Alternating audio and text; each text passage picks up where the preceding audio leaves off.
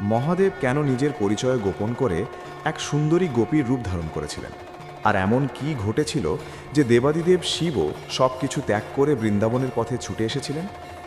একবার বৃন্দাবনের এক নিভৃত কুঞ্জে ভগবান শ্রীকৃষ্ণ তার ঐশ্বরিক মহারাসের আয়োজন করেছিলেন।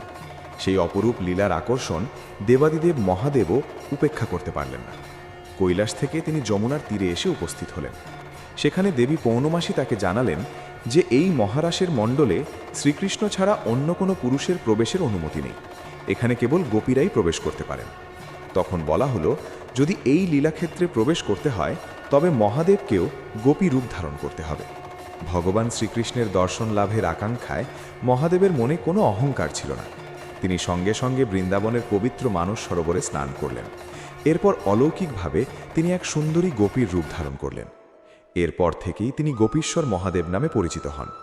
গোপীরূপে মহাদেব মাথায় ঘোমটা টেনে অত্যন্ত বিনয় নিয়ে রাসস্থলীর এক কোণে দাঁড়িয়েছিলেন।